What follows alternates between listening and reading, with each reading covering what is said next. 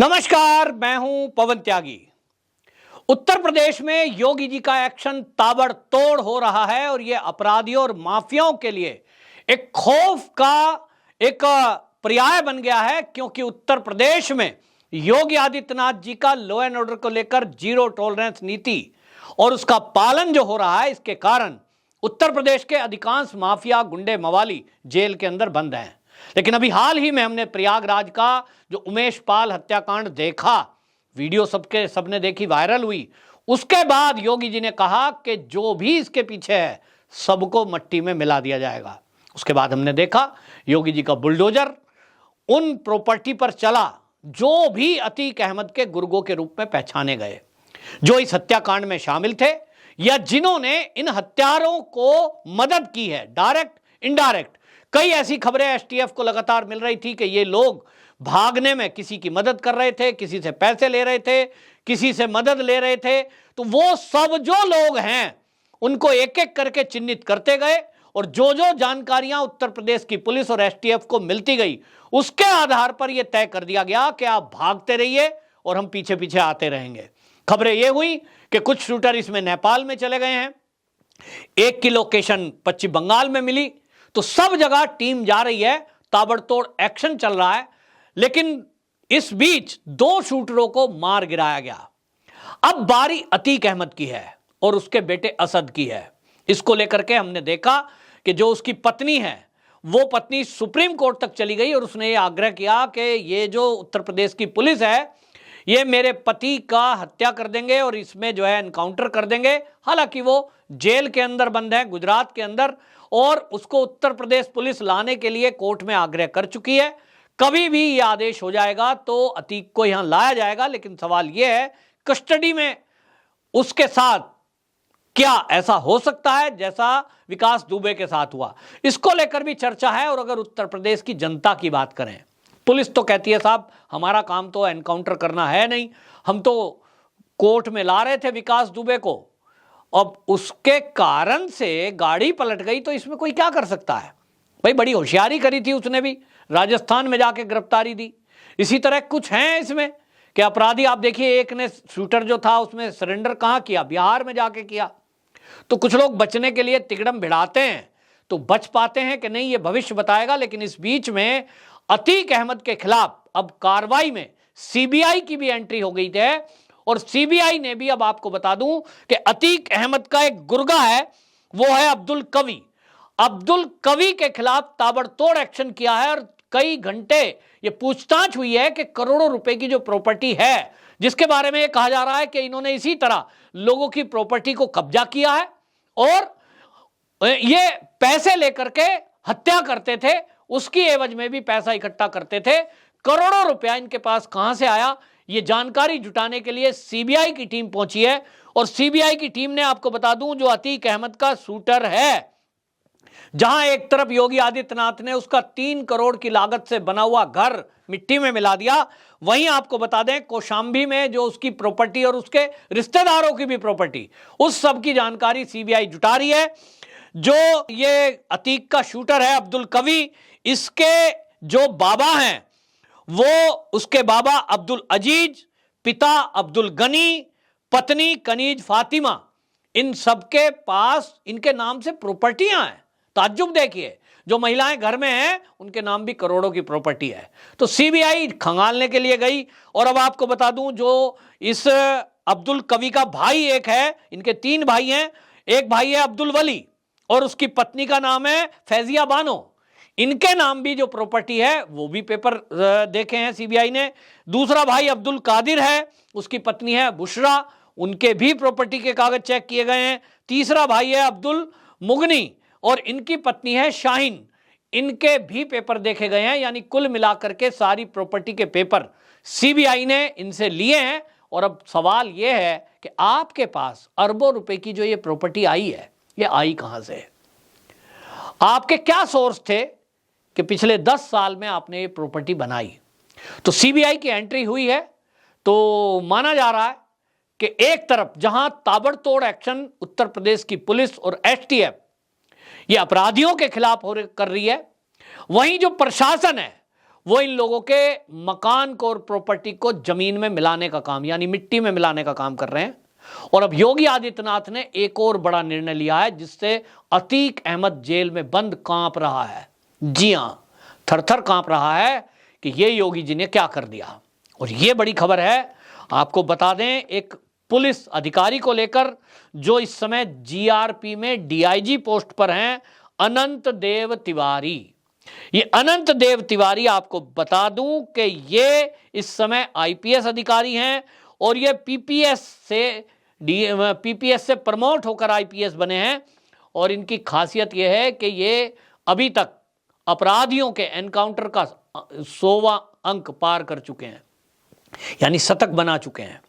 और ये कतई चिंता नहीं करते कि मेरा ट्रांसफर हो जाएगा, मुझे कोई सस्पेंड कर देगा, मेरे को कोई सजा मिल जाएगी। इनका एक सूत्री कार्यक्रम है कि अपराध के मामले में जीरो टॉलरेंस, या तो सुधर जाओ नहीं तो ऊपर जाओ, सीधा।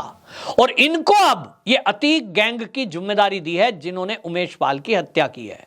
यानी अभी तक जब पकड़ में नहीं आए, पूरा विपक्ष भी इस पर सवाल उठा रहा है कि बाबा जी का बुलडोजर तो चलता दिख रहा है, लेकिन शूटर फरार हैं। खासतौर पे अतीक का बेटा, वो तो अभी तक हाथ आया ही नहीं है। मुख्य रूप से गैंग वही चला रहा है, तो वो कब पकड़ा जाएगा या उसका एनकाउंटर कब होगा, ये विपक्ष भी सवाल उठा रहा था। और इसमें जो पहले से टीम लगी हुई है, 11 टीम पहले से लगी हुई है एसटीएफ की, लेकिन ये माना जा रहा है कि कहीं ना कहीं वो कोई एक ऐसा तेज तर्रार अफसर जिसको एनकाउंटर का स्पेशली ये अनुभव हो और गैंगस्टरों पर कार्रवाई करने का अनुभव हो, ऐसी कोई कमी महसूस हो रही थी। और इसलिए आपको बता दूं कि इनको जिम्मेदारी दे दी गई है और अब अनंत देव तिवारी को एसटीएफ की जिम्मेदारी दे दी गई है। और एसटीएफ की जिम्मेदारी में खास बात यह कि अब इनको जो अनुभव है उसके आधार पर ये पूरे गैंग का सफाया करने का ये काम, जिम्मेदारी मिल चुकी है। यहां आपको ये भी बता दूं कि ये जो अफसर है ना, ये अपने काम के लिए जाने जाते हैं। 1991 में इनको जब ये पीपीएस थे, पहली पोस्टिंग इटावा की मिली थी और इटावा में समाजवादियों की सरकार में समाजवादी पार्टी के ही बड़े नेता के खिलाफ इन्होंने कार्रवाई की थी। उसके बाद ट्रांसफर, सिर्फ सस्पेंशन, ये सब चलता रहता है। लेकिन दुख तो यह है कि जब विकास दुबे वाला कांड हुआ था, वो भी एक दुर्दांत अपराधी था, पुलिस वालों को मारा था, उसकी गाड़ी पलटी गई थी और उस गाड़ी पलटने में जब मीडिया ने हल्ला किया तो उस मीडिया के हल्ला के कारण इनके ऊपर गाज गिरी और इन्हें उस समय भी सस्पेंड कर दिया गया था। लेकिन जैसा मैंने कहा, जो ईमानदार अफसर हैं वो अपने काम पे ध्यान देते हैं। ओ अनंत देव कहते हैं कि मुझे सस्पेंड, सजा, ट्रांसफ़र ये मेरे लिए एक आम बात है, क्योंकि जब भी मैं किसी के साथ ऐसा करूंगा कि किसी पार्टी से जुड़ा हुआ कोई अपराधी हो और उसको पकड़ के जेल में डाल दूंगा तो नेता तो नाराज होंगे।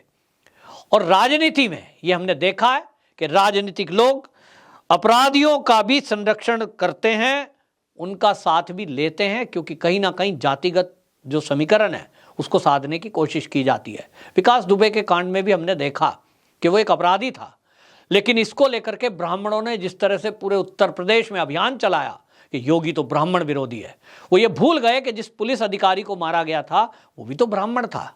योगी जी ने ये सवाल उठाया था, लेकिन लोगों की मानसिकता देखिए कि वो बदमाश के साथ खड़े दिखाई देते हैं, पुलिस के साथ नहीं। तो क्या पुलिस का परिवार नहीं है? पुलिस का कोई मानवाधिकार नहीं है? पुलिस के साथ कोई खड़ा होने वाला नहीं है? ऐसा नहीं होना चाहिए। अब अनंत देव जी के बारे में जब ये पता लग रहा है, मैं तो उसी दिन भी दुखी हुआ था।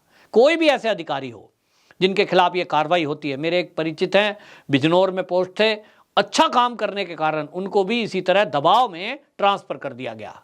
तो कम से कम योगी जी को यह ध्यान रखना चाहिए कि मीडिया कितना भी हल्ला करे, आपके ऊपर विपक्ष कितना भी शोर मचाए, ईमानदार और अच्छे अफसर जो हैं, जो बढ़िया काम कर रहे हैं, कम से कम उनको उनकी मर्जी की पोस्टिंग तो मिलनी ही चाहिए। दबाव में कम से कम उनका ट्रांसफर या उनको सस्पेंड ना करें। एक बार ट्रांसफर करने के पहले, सस्पेंड करने के पहले उनकी कुंडली खंगाली जाए। और अब जब ये जिम्मेदारी मिली है, ये योगी जी का एक अच्छा निर्णय है कि उन्होंने फिर से उनको एसटीएफ में रखा है, उनके ऊपर विश्वास जताया है, उनको सम्मान दिया है।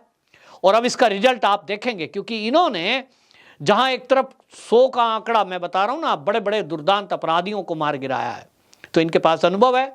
अपना एक काम करने का तरीका है और उस काम करने के तरीके को इसी से देख लीजिए कि बीहड़ के अंदर इन्होंने ददवा गैंग का सफाया किया था।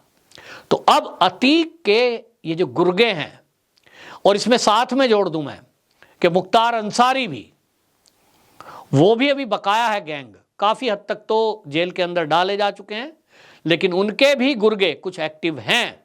तो बाकी का सफाया आप देखेंगे अगले कुछ ही दिनों में आपको ये रिजल्ट देखने को मिलेगा। योगी आदित्यनाथ जी जिस तरह से लॉ एंड ऑर्डर को लेकर कार्रवाई कर रहे हैं, पूरे देश ही नहीं तो दुनिया में उनकी तारीफ है। लेकिन अब देश की जनता और खासतौर पे उत्तर प्रदेश के लोग ये चाहते हैं कि इस मामले में जो भी राजनीति कर रहे हैं उन राजनीति करने वालों पर भी कार्रवाई हो। जिस तरह की चर्चा चल रही है कि भाजपा के कुछ लीडरों ने अपराधियों को बचाने के लिए भी कुछ पैसे लिए हैं, इसकी जांच की जाए, इसकी भी जांच की जाए और उस मुद्दे पर भी कार्रवाई की जाए यदि कोई दोषी है। लेकिन कुल मिलाकर के यदि विपक्ष इस मुद्दे पर अफवाह फैलाने का काम कर रहा है तो उनके भी मुंह बंद करने के लिए उनके खिलाफ भी कार्रवाई की जाए, नहीं तो इससे जनता के अंदर अविश्वास पनपता है।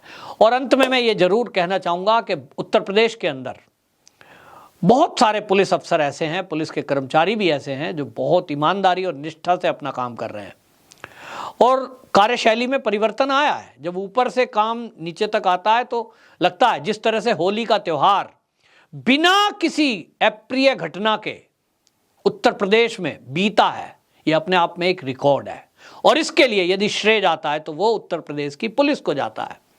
मैं उन सभी पुलिस कर्मियों को हृदय से धन्यवाद करता हूं क्योंकि मैं भी यूपी का निवासी हूं और मैं योगी आदित्यनाथ जी को कहना चाहता हूं कि जब अब लॉ एंड ऑर्डर के मुद्दे पर उत्तर प्रदेश में तो भाजपा की सरकार भी बनी है और आज मान बढ़ रहा है, अपराधियों में खौफ है, ऐसे में पुलिस के साथ खड़े होने की आवश्यकता है और जो पुलिसकर्मी अपना काम ईमानदारी से और निष्ठा से कर रहे हैं उनको कुछ स्पेशल भत्ते भी दिए जाएं और उनकी बात भी सुनी जाए। ऐसा एक प्लेटफॉर्म तैयार किया जाए ताकि जो पुलिसकर्मी अच्छे हैं वो भी अपनी बात रख सकें और सीधा इसमें योगी आदित्यनाथ जी पहल करें, उनको एक मौका दें ताकि आप तक सीधी बात पहुंचे, क्योंकि बीच के जो बिचौलिए हैं वो वहां गड़बड़ी हो जाती है और अफसर के सामने कभी कोई सिपाही रैंक या इंस्पेक्टर रैंक तो अपनी बात ठीक से रख ही नहीं पाएगा। तो एक योजना बनानी पड़ेगी क्योंकि उत्तर प्रदेश में जिस तरह से साजिशें होती हैं, जिस तरह से राजनीतिक संरक्षण बदमाशों को मिलता है, इसके कारण उत्तर प्रदेश में एक बार सफाया हो भी जाता है, फिर से ये चीजें पनपने लगती हैं। इसको जड़ से खत्म करने के लिए जड़ पर प्रहार करना पड़ेगा। बहरहाल देखते हैं जो अनंत देव को नई भूमिका मिली है इसका रिजल्ट कितने घंटों में निकलता है। ये तो पक्का है कि रिजल्ट जल्दी आएगा। आपकी क्या राय है कमेंट बॉक्स में जरूर लिखें। वंदे मातरम।